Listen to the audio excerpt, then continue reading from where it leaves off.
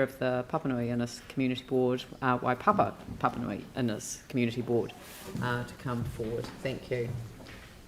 And I see you've got Simon Britton with you, Deputy Chair, so thank you.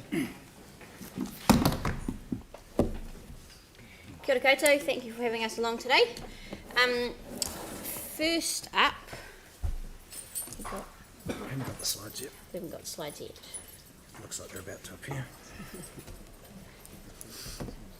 First up, I'm just going to speak briefly to one of the Part A's that you've got in front of you today. It's the Marshland Road speed limit decision. So this is for the stretch from just south of the main North Road Spencerville intersection down to Preston's Road, changing it from 70 k's to 60 kilometres an hour. I'd just like to note that the driver behind this recommendation is safety, and I just ask that you have that at the forefront of your mind. And also the consultation that was done last year, a large proportion of those who were against it were actually not locals. They were residents who live north of the city who were not happy about having extra time added to their commute into the city. Next one, Simon. Yes, it was an 8-2 vote with the joint community boards. St Albans Community Centre rebuild is progressing. There's some updated photos in the presentation today. It is enclosed now, and as you can see, continuing to progress. There's been, there were some hold-ups, of course, related to COVID with the shutdown, but we've got an opening now targeted for March next year. We had a great event that was held on the 4th of September. The Papanui Advisory Youth Committee ran the Great Christchurch Car Rally, which involved 97 youth from the northwest of Christchurch. 9 vans travelled around Christchurch with participants completing challenges to earn points using the Goose Chase app. Challenges were varied from the ridiculous to ones requiring knowledge and skills. And the event was run in a way that could comply with COVID-19 requirements, because we were still under restrictions as to groups of people gathering together. So it stuck to those requirements, but it still allowed young people to connect and feel like they were part of a large event. The formal evaluation is taking place next week, but feedback to date has been very positive, and I've got a couple of comments to quote here. Can we have this event every year? This is the best thing we've done in our life. And can we run a year-long event? So this is a great example of partnership and collaboration. The Youth Committee led it with council staff in support, as well as partnerships with other local agencies to bring this event to the young people. So that was a real highlight. We mentioned last month that consultation was about to open on the future of 10 Shelly Road, the former Shelly Community Centre site. That is underway now, and we're getting good response from the community. We're asking for very broad feedback on the future use of that site. Consultation's open until the 12th of October, and from there there'll be a report coming back to the board. Cool. And then this one's popping up again. The roadworks that have been done to mitigate the effects of the Christchurch Northern Corridor are nearing completion, and slowly but surely the number of orange road cones throughout St Albans and Edgware and Maraho is decreasing. The Warrington-Barbados intersection is now complete with the new traffic lights.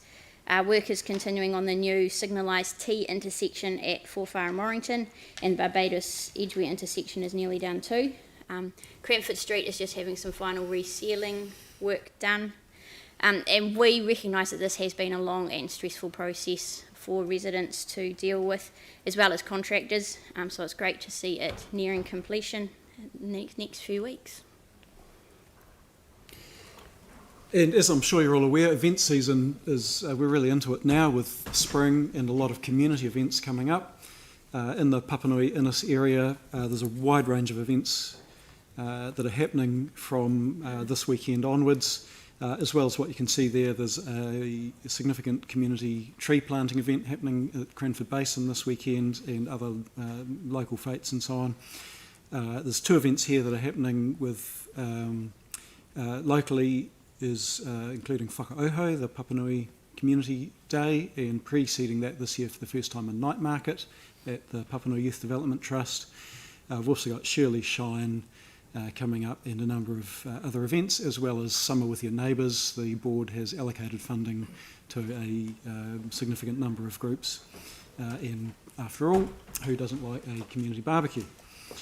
So yeah, just encourage councillors to get involved in events in their local areas, as I'm sure our councillors will be in ours. I believe That's it's it from us. the end Thank of you our very report. much.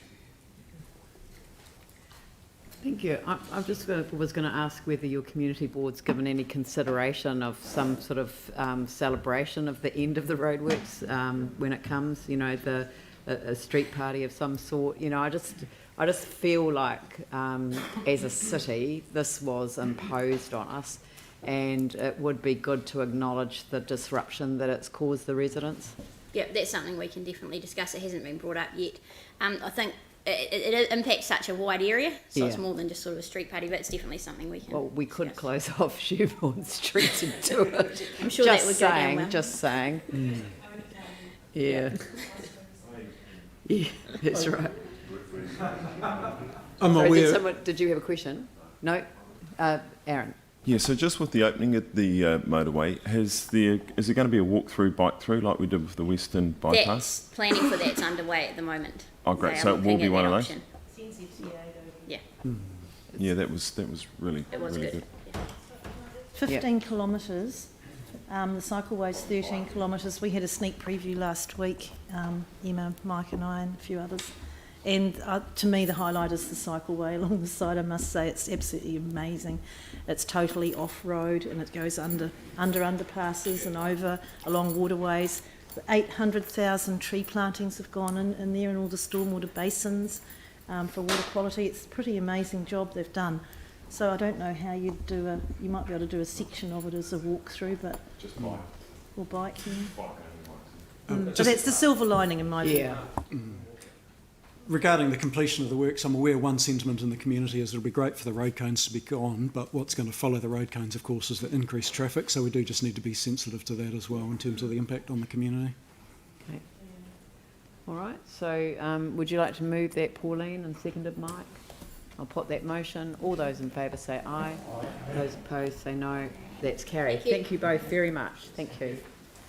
The next one is the